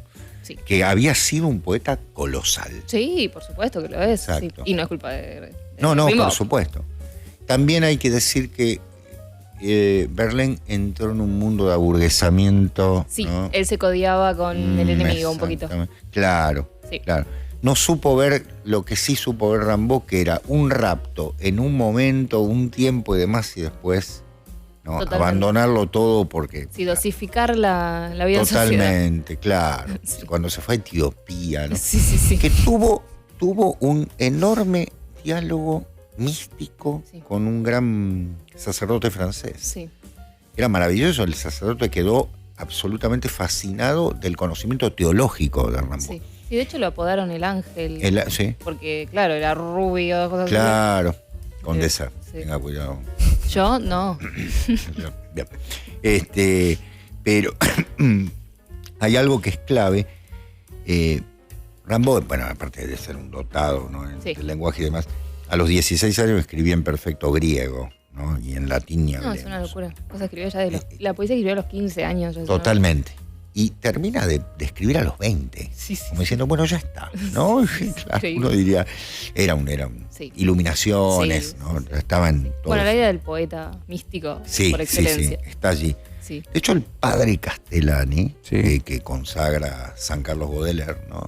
Él lo nombra como San Carlos Baudelaire, tiene una crítica hacia Rimbaud en el mismo sentido. Es decir, dice, estos son místicos. No dijo ¿verdad? San Rambo, ¿no? No lo santifico. Ah, Yo, sí, a Rimbaud, yo sí, San No Artur puede Rimbaud, santificar por Rimbaud. San Jean Arthur Rimbaud, ya lo es. Sí. Aparte, Pero es esa imagen angélica de Rimbaud es increíble. Sí. Pero ahí está La única foto donde se lo ve, ¿no? Que Sí. Hemos hablado tantas veces de poesía. Bueno, en el programa que tenemos que dedicamos hacer un programa de Tenemos que hacer un programa de poesía. poesía. Sí, y traer un poeta. Y- Había un proyecto, que Sí. lo tenemos ahí, Es no verdad. está mal, Sí, sí. habría que reflotarlo. Habría que reflotarlo. Pero creo que de alguna manera es, ya lo dijimos también aquí, en el bloque anterior, la poesía como resultado de esa administración o de esa dosificación termina siendo el encauzamiento, ¿no? El cauce de ese río desbordado que es la desmesura / locura en este caso. Exacto. Hay algo que se entiende, hay algo que se comprende que solamente puede ser poéticamente expresado en Seguro. ese cauce que es la poesía. Seguro, sí, seguro. Y no en la escritura automática y la cosa así Ay, pobre. desmesurada, que seguramente con Nante vamos a Ujú. poder charlarlo si se quiere, ¿no? Yo creo que Uno eso lo dice fue, desde un lugar... eso fue la técnica, ¿no? Es Sí. crear una técnica para Sí, sí, cuando es algo sí. que es absolutamente personal de cada poeta, que opera de una manera diferente cada poeta. Le hace muy mal a la poesía también, ¿no? Esa suerte Voy a de- hacer ejercicio para ser místico, ¿viste? sí. Claro, no, señores, no, el utilitarismo nos ha arrasado de una manera. Haga ejercicios y sea un místico en 4 meses. No es así. Sí. Bueno, ahora debe ser en un mes, ¿no? Directamente. Sí, sí. Por otra parte, te dijo algo de Jung. A ver, Condesa, vamos. Vamos al ring. A ver, vamos al ring, vamos. La espero. Yo obviamente me dejaré pegar. Pero, ¿por qué? A ver, ¿por qué? Eso es interesante. ¿Qué concibe en torno de Jung? Bueno, yo creo que obviamente dentro de lo que es su estudio psicológico, la amplia noción que él tiene de la condición o de las enfermedades, que él las vincula justamente como un tradicional a todo un orden de otras dimensiones. Entonces las enfermedades, que obviamente él la trataba porque era psiquiatra, ¿no? Pero digo, las concepciones de locura entendidas desde un simbolismo, él va a tener en cuenta, no sé, en muchos testimonios que da de pacientes, que hablan de tradiciones perdidas, ¿no? Y él va a decir, bueno, tenía un paciente que me hablaba de una sociedad que vivía en el sol. Y yo decía, este pobre tipo está perdido. Y dice, y después me puse a estudiar y había efectivamente, él me estaba hablando de una tribu, ¿no? Como... Heliópolis, ¿no? Claro. Como esa concepción. Bueno, me encantaría hablarlo con Dante, que él es un experto en Sí, Jung, ¿no? totalmente. Pero obviamente desde una dimensión psicológica, Claro. ¿no? El símbolo desde una concepción psicológica, porque era lo que él se dedicaba, pero sí creo que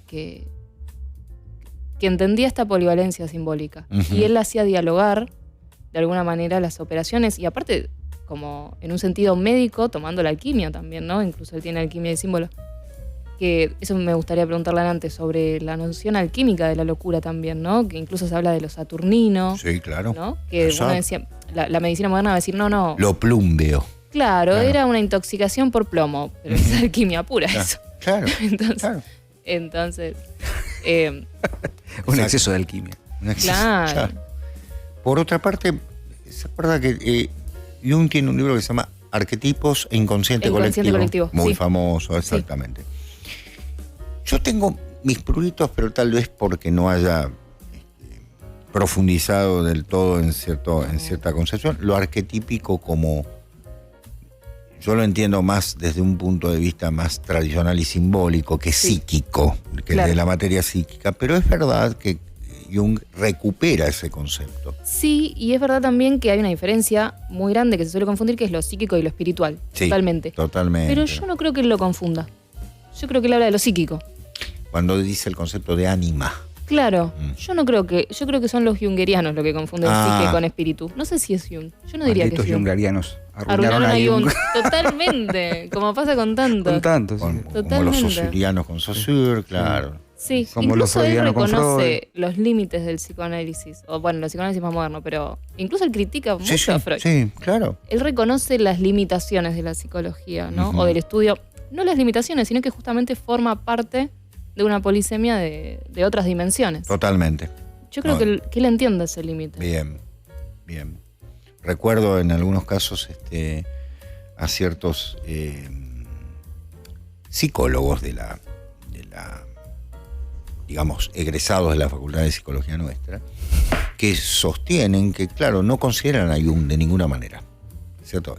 La tradición es Freud, luego, bueno, todos los que querramos, pero se saltea a Jung, se lo ve más como un estudioso de la cultura. Claro. No, es decir, ya ni siquiera se lo considera un psicólogo. Yo les preguntaba en algunos casos por el método junguiano, no, claro, no. Es tan amplio en ese sentido que se vuelve casi como un maldito, ¿no? Sí, claro. En cierto modo. Ha escrito cosas que también después se convirtieron en complicadas, ¿no? En muchos sentidos, ¿no? Sí. Claro.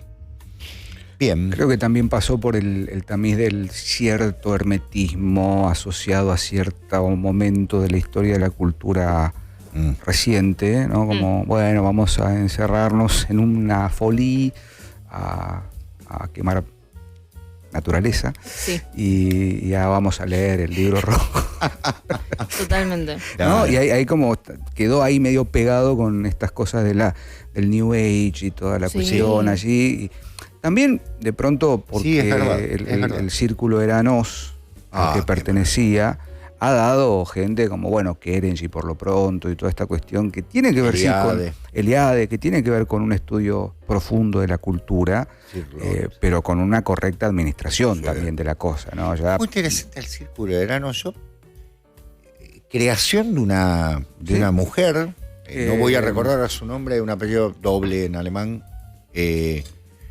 Muy interesante, ella lo convoca Jung, ¿no? Claro. En ese sentido. Bien, vamos a permitirnos hacer un cortecito porque, bueno, ya ha llegado nuestro invitado y queremos Sí, claro.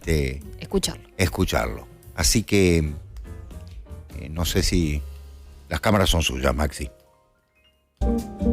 Bien, estamos de vuelta y ahora sí con un querido invitado, admirado por nosotros, el doctor Bernardo Nante. ¿Cómo está, doctor Nante? Mucho gusto, gracias por invitarme. Bueno, experto en estos temas. Un poco para que tengamos algo de información sobre él. Acá Midi tiene un libro Sí. para Uno mostrarnos. de los tantos, que es una colaboración con varios autores, con Pinkler, fue mi maestro, sobre Gnosis y Tradiciones Sagradas, un estudio sobre la obra de Francisco García Bazán. Perfecto. Y es el traductor de Carl Gustav Jung y de Claro. El Libro Rojo, Sí, que bueno, obra mayúscula. los libros negros ahora. Claro, o sea, los cuadernos negros, Y ¿no? otras obras de la obra completa. Sí. Muy bien, bueno. Un honor tenerlo acá, doctor. No, por favor. El honor es mío. Nuestro tema de hoy es la locura. Sí. Yo empezaría diciéndole, ¿qué concebimos como locura? Bueno, me permito hacer una afirmación general amplia. Fíjense que antes hablaba, en mi época, de estar en el sistema o no estar en el sistema. ujú. Empecemos por eso. Y la realidad es algo ya viejo, porque la distinción entre sistema y no sistema comienza, se sabe, algo de los años 60, 70 o 50, ya empieza a verse dudosa. Cuando existía todavía esa tensión, podía pensarse que solamente estaba sano el que tenía los dos pies en el sistema. Y que estaba loco el que tenía los dos pies fuera del sistema. Y el creativo era el que tenía un pie adentro y un pie afuera. Un pie adentro y un pie afuera. Lo cual es correcto. En esa época, en el año 61, Foucault escribe la historia de la locura. Histoire de la folie de raison. Es la primera edición, que eran 700 páginas. Después salió acá un resumen. Ahora, Foucault no se interesó demasiado por Jung. Foucault, esa historia de la locura es muy interesante y tiene cosas válidas todavía, pero para mí, en cierta medida, está perimido. Porque él está diciendo, no es que no tiene razón en ciertas cosas, es limitado. Lo que está, él cuenta en realidad la historia desde el Renacimiento, aunque no es histórico, pero es, Sí, claro. es una episteme no arqueológica, no histórica, pero no importa, simplificando, cómo la locura pasó a ser desde el Renacimiento hasta su época, hasta la psiquiatría, más la historia de una sujeción de una búsqueda de poder, como que el loco, antes de la modernidad puramente dicha, en realidad no era necesariamente un loco, sino era un ser raro. Después se lo asimiló con los bribones, etcétera, se lo encierra confusamente, ¿no? Y luego se medicaliza a fines del siglo XVIII.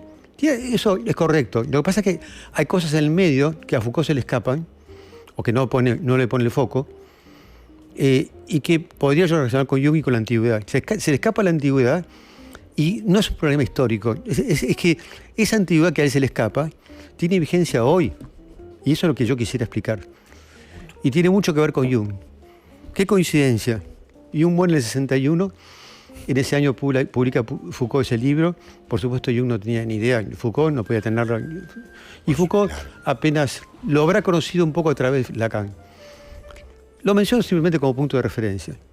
Jung nace en 1875 y ahora están publicando justamente los libros visionarios. Lo que no podía conocer ni Foucault ni Lacan eran los libros visionarios. Esas tremendas visiones que Jung tiene, en donde ahí la locura aparece de alguna manera hablándonos más a nuestro tiempo y haciendo como una especie de, como abarcando 2000 años o más y dándole una vigencia al problema hoy. Porque ¿de qué me serviría hablar del pasado si no me influyen hoy? Es decir, esos libros tienen gran vigencia. Y lo voy a explicar brevemente, espero ser claro. Ya no podemos hablar tanto de sistema, antisistema. No. Vayamos primero a lo que era la locura de antigüedad y después lo paso a Jung. En el Fedro, que es un libro, una obra de Platón, estamos hablando del siglo IV a.C., donde supuestamente ya está toda la razón griega. El Fedro, el protagonista es Sócrates. Sócrates es la única vez que se va al campo con Fedro, su interlocutor. Y le dice, las mayores, Sócrates es un hombre racional, ¿no? Le dice, las mayores bendiciones le llegan al hombre a través de la locura. En griego es manía. Entonces, ¿cómo? Pero agrega, siempre que sea locura divina. Manía sea. Locura, no es cualquier. Y después le habla de los 4 tipos de locuras. O sea, no lo voy a detallar ahora, pues podemos hablar. Después le dice cuáles son, concretamente. O sea, había una sabiduría de una locura divina que hace más sabios a la gente. La locura, lo digo rápido, sí. Hay una locura que viene de Apolo, que es el entusiasmo. Entheos es Dios en uno, de ahí viene la palabra entusiasmo. ¿Cuánto hemos perdido el valor de las palabras? Totalmente. Está la locura, esa es la locura oracular, que tiene que ver con la pitonisa, que después ya venía de los pitagóricos, ¿no? Es la que prevé, la que adivina, pero no solo adivina el futuro, adivina la profundidad de las cosas. Está la locura dionisíaca, que tanto le gustaba a Nietzsche, pero ya lo prevé Platón. ¿Para qué es esa locura? Esa locura es más del cuerpo, de la energía, de este plano intramundana, pero tiene una razón, vamos a llamarla, voy a usar un término de Hahnemann, ¿no? De contemporáneo, homeopática. Lo que busca es sacar una enfermedad. Por eso que produce tremaciones, etc., ¿no? O sea, expulsa, como el chamán, que busca el espíritu bueno que saque al malo. Está la locura de las musas. Las musas son hijas de la memoria, Mnemosine y de Zeus. Pero no es la memoria de la recordación. El mismo Fedro está. Es la memoria que hace presente lo ausente, porque Mnemosine se había casado con Zeus y nacieron las 3 musas y después 9. O sea, las musas no son simplemente las patronas de las artes, son las que inspiran. Así empieza la Ilíada, ¿no? Canta, oh diosa, la coria del peli de Aquiles, coria funesta que causó infinitos males entre los aqueos. La diosa es las musas, que hacen presente lo ausente. Por eso, Homero es el ciego. Homer significa ciego. Porque el poeta no necesita ver, ve adentro. Y la última, la más importante para Platón, es para Platón, pero por supuesto es toda una línea, es la locura erótica. Ahora que está tan de moda el eros, vayamos a Platón. Eso por supuesto lo retoma en el banquete. El eros es global, es integral. No lo hemos inventado ahora. Hay un eros de todos los planos. Lo que pasa es que en el simposio, así se llama el banquete, que es el otro diálogo, un simposio es un banquete. La bebida en común, digamos. Sí, claro. bebida en común. Lo que pasa es que ahora los simposios son meros banquetes. Bueno, el banquete se ve claramente cómo el amor es integral. En este plano es circular, pero en el plano vertical se distingue, sin por esto disociar el amor a los cuerpos del amor a las ideas puras. Y el filósofo le enseña, porque hay distintos discursos, cuando habla Sócrates ahí, me salté ahora al banquete, ¿no? Son distintos discursos. Sócrates dice, yo aprendí de una mujer, una sabia mujer, que es el Eros. Y es una locura, por eso estoy hablando de locura. ¿De quién? De Diótima de Mantinea, un ser misterioso, que tenía el conocimiento del amor y que nos liberó de tantas plagas. O sea, acá nada de hablar. Si la sabiduría no sirve para la vida, no sirve para nada. Hablamos. Claro. Y entonces, el verdadero filósofo es un amante. ¿Por qué? Porque el amor es hijo de la pobreza y de la riqueza. No tiene el amor, es como el amante o la amante que tiene la riqueza de amar, pero tiene la pobreza de que depende de ser amado. Exacto. Bueno, busca por eso, y esa es la vida. Ahora, justamente, es interesante que hemos dislocado eso, que los cuerpos bellos, en el fondo, no es que están disociados. El Platón que enseñamos los profesores de filosofía es una porquería. Ese Platón dualista no existe para mí, es un error. Eso es un error que viene a través de Aristóteles. Ese dualismo lo hemos inventado. Y hasta Nietzsche, con todo respeto, a veces se ha equivocado en ese punto para mí. En el fondo, la vivencia fundamental del platonismo es la presencia del Eros en un plano y en el otro.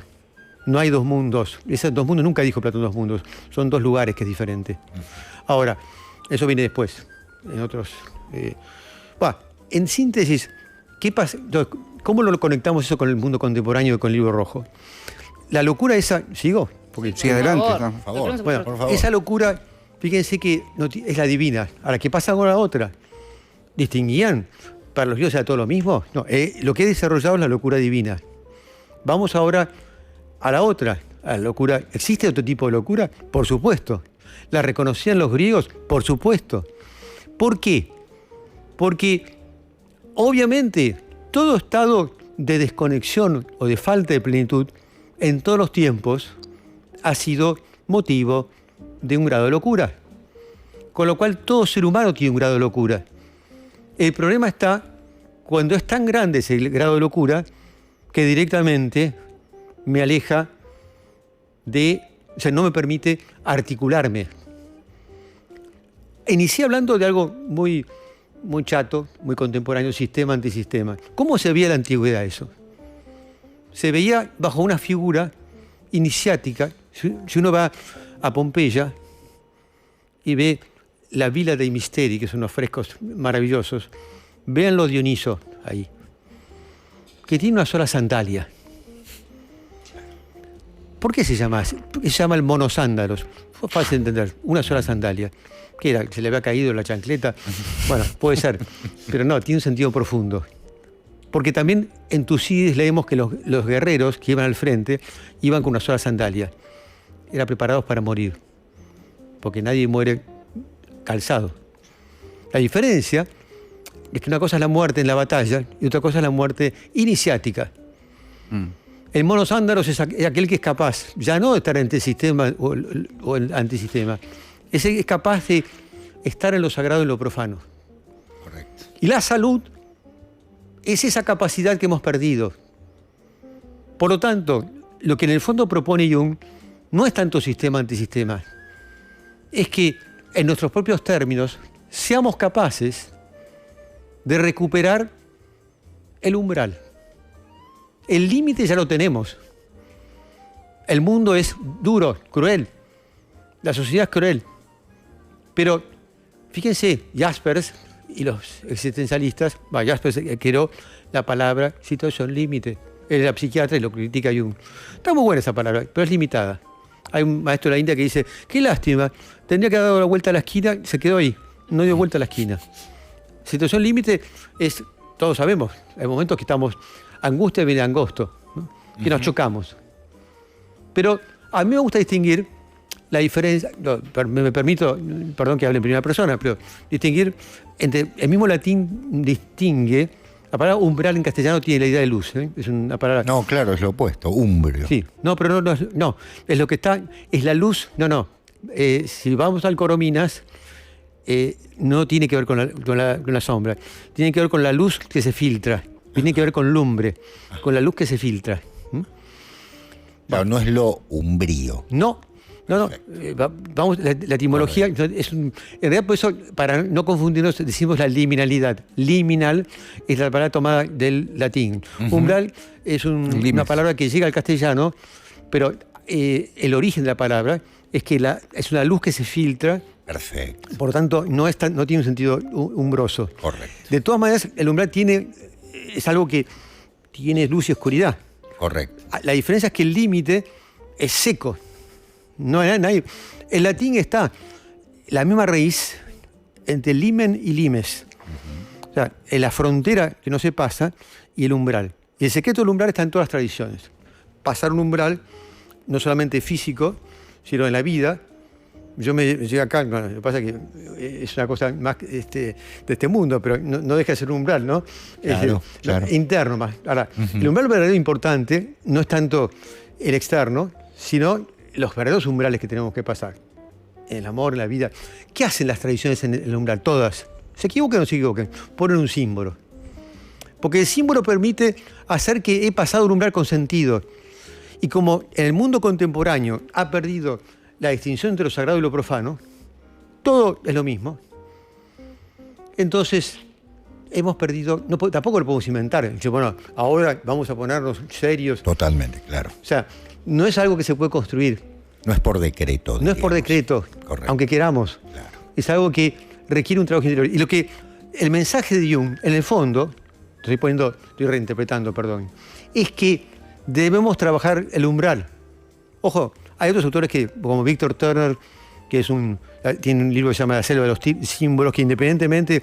O sea, hay otros autores que intuyeron esto. Lo que es tremendo es y masivo la inspiración que Jung ha tenido y que retuvo y trató de traducir en libros científicos y por eso guardó el secreto de su experiencia. Y ahí tenemos en el libro rojo, pongo concretamente, y ya aplicado a nuestro mundo, él habla de 3 o 4 formas de locura.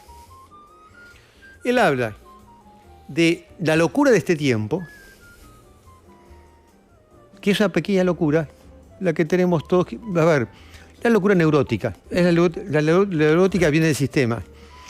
Que nos comemos, estamos siempre nerviosos, que yo mismo que estaba acá, que llegaba tarde, que si me sirvieron, tengo un rico café, esto acaricia mi neurosis, ¿no? Jung fue el creador de la palabra complejo, no Freud. Claro que Freud hablaba de trauma, después tomó si bien, por supuesto que el error de las historias de la psicología, eso lo dijo Lemberger claramente, es decir, que es explicar se llama la leyenda freudocéntrica. Ojo, respetando a Freud, que fue un genio, que fue un genio. No, una cosa no quita la otra. No estamos haciendo River Boca, que alguno acá puede serlo. Eso es un juego. No está mal contraponer. Pero estamos hablando de que Jung iba por otro lado, independientemente de su contraposición a Freud. Bueno, a lo que voy, dejando eso, no quiero entrar en Freud, es una leyenda, de todas maneras, contratable. El propio Freud dice, nadie puede acusarme a mí de no haber leído a Schopenhauer. Sí, había mucho. La palabra inconsciente aparece ya en fines del siglo XVIII, ¿no? Y había una psiquiatría dinámica antes de Freud y de todos, lo cual no le quita ningún mérito a Freud. Volviendo, quiero decir que cuando Jung comienza a armar su propia obra, él era 19 años menor, y le pasa esto, él dice, una cosa es la locura de este tiempo, eso está en el libro rojo, habla de los 3 tipos de locura, después se habla de una cuarta. Uno es de este tiempo, en mis términos sería neurótica, que no la pasamos muy bien, o sea, pero nos adaptamos, es decir, y lo que pasa es que vemos que ahora está haciendo agua por todos lados esa locura de este tiempo. Y es lo que Jung anticipaba. Esto estamos hablando de más de 100 años. Él decía, esta locura va a generar epidemias psíquicas. Y por eso anticipó las 2 guerras. O sea, no lo vamos a poder aguantar.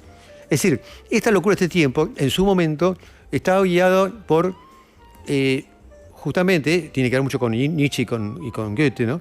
Estaba guiado solamente por valores morales, que no es que sean malos, son necesarios. O sea, Jung dice, es necesario tener, para conectarme con lo otro, tengo que tener un punto de apoyo. Por eso, por favor, que yo diga esto no significa que una persona no tiene que ir al médico o al psiquiatra o al terapeuta. Por favor. O sea, tiene que... El otro día vi una persona y me decía, no, está todo mal, no voy al terapeuta. No, momento.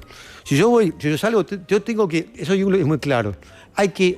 La máscara, el tomado no como algo malo, sino como la asimilación a la cultura, por más que esté envenenada, tengo que hacerlo, porque si no, me desquicio, ¿no?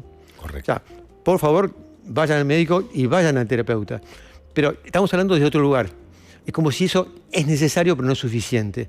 ¿Sí? Ujú. Porque si no dice, bueno, no, total, ya, no confundamos. Es como si yo voy al dentista y le digo, no, todo es Dios. Bueno, mientras tanto, sacame la muela. Claro. ¿No? Bueno. O sea, Bueno, excelente. todo depende de la escala en donde se pone. Claro. Ahora, lo que es interesante es que lo que Jung dice, Jung era médico y psiquiatra, y él atendía a la gente, él fue uno de los creadores de los términos de la psiquiatría, pero él dice, en el año 28 escribe, nuestras fobias y nuestras obsesiones, mejor dicho, al revés, fobias y obsesiones eran términos que prácticamente él estuvo en la gestación de eso, así que dice, perdón, al revés, él dice, el ser humano occidental, digamos, él se refiere al europeo, pero es el occidental, cree que ha superado a los dioses. Pero en realidad los dioses, o sea, los mitos, esos mitos, se han transformado en obsesiones y en fobias. Excelente. Entonces, Más plano imposible. agrega él, mejor dicho, los dioses ya no habitan más en el Olimpo. Tampoco los griegos creían que eran tan tontos. El Olimpo era algo. No, Sino ¿dónde habitan? En el plexo solar, en la panza. Y son motivo de curiosidades médicas. Y producen epidemias psíquicas. Y perdón que lo que digo a continuación, con todo, mejorando los presentes, particularmente entre políticos y periodistas. Año 28. Del siglo... Bueno, sí, estamos en el 25, casi 100 años. Y él dice, esto se va a agravar. Es por eso que, así como en el 13, él tuvo... las digamos, visiones de la guerra. ¿no es visiones cierto? de la Primera Guerra Mundial, Ujú. en el 32 hay una conferencia, porque todo es muy fácil ser profeta del pasado, ¿no? Una conferencia donde él dice, si seguimos así va a haber otra guerra mundial. Claro. Y cuando él muere, poco antes de morir, él murió en el 61, dice, en 50, 60 años, según parece, comentó a quienes lo cuidaban, yo veo muy mal la cosa. Vemos que veo algo grave que va a ocurrir. Y estamos ahí. No digo que tenga razón Jung, podemos no estar de acuerdo, etc. Sigamos con las locuras. La locura de este tiempo es la neurótica, es la que yo controlo todo, termino el día, y cada vez estamos más frenéticos, porque tenemos menos tiempo, estamos cada vez más medidos. Galileo fue el que inventó el segundo, no lo inventó, ya estaba inventado, pero digo, que lo dividió. Exacto. O sea, cada vez tenemos menos tiempo, aunque ahorramos más tiempo. Vieron que el tiempo se nos escapa. Podemos conquistar espacio, pero el tiempo no. Ujú. Es verdad. Bueno, ¿qué se contrapone? La locura patológica. O sea, él dice sentido y contrasentido. En alemán es Sinn, Widersinn. O sea, cuando yo me voy al otro lado y pongo las dos patitas en otro lado. Por eso no ponga las patitas en otro lado. O sea, quiero salir totalmente de eso. Y ahí volvemos a la idea inicial. Un pie en un lado, un pie en el otro. Cuando yo estoy ahí, pero no solamente estoy ahí, sino que soy consciente de que estoy ahí y resisto la tensión entre la afuera y la adentro y lo incubo, para eso están las prácticas, para eso está el símbolo, para eso está, justamente como Jung dice, como se ha arrasado bastante si los templos están en ruinas, no significa por esto que alguien puede tener su religión y si es honesto, es como que recupera. O sea, y uno dice, se puede recuperar en la medida que se ha vivido de dentro. Si yo recupero, sea porque lo hago afuera, o sea porque es una espiritualidad que incubo interiormente, ¿no? Con el cuerpo, con el alma, con los medios que fueran, es lo como es en la India. Cuando se concentra la energía psíquica, en la India lo llaman tapas no las tapas Sí, totalmente. españolas, ¿no? Sino tapas significa ardor. Exacto. Y el ardor es una incubación. Eso está en la India. Fíjense como cuando hay una palabra por algo. Esa incubación es creatividad. Y esa creatividad, si no es solamente aplicada a algo práctico, pues enseguida quiero dar un curso y decir que soy maestro. ¿Vieron? Yo aprendí tanto que... El gurú. Claro, entonces tengo un fin de semana, ya me iluminé, se me ocurrió una idea y doy un curso. Justamente no somos capaces de guardarnos nada. Por eso, eso de esotérico exotérico no es una cuestión de me escondo o no me escondo. Es que lo esotérico significa interior. En el mundo sufi se llama al-batin. Y lo externo es al-zahir. De ahí ese cuento, el Zahir de Borges, que yo escribí un libro sobre ¿no? Exactamente sobre ese tema. ¿Cómo se llama el libro, Bernardo? El libro se llama El nombre de la rosa y la rasgadura del velo. Ah, excelente. Una aproximación apócrifa a la obra de Borges. Y es un librito chiquito donde apócrifo estoy tomando en el sentido común significa falso. El sentido gnóstico antiguo significa secreto. Por eso el Evangelio no es que se hicieron los canónicos y los otros eran falsos, sino que el mismo Evangelio de Tomás, el título es Evangelio de Tomás Dídimo, porque Tomás significa gemelo en hebreo y Dídimo gemelo en griego. O sea, es como gemelo. Uh-huh. ¿Gemelo de quién? De Jesús, de Cristo. Uh-huh. El Evangelio de Tomás Dídimo es el Evangelio secreto, apócrifo. El secreto porque no dice que Jesús fue aquí, fue allá, sino directamente son enseñanzas.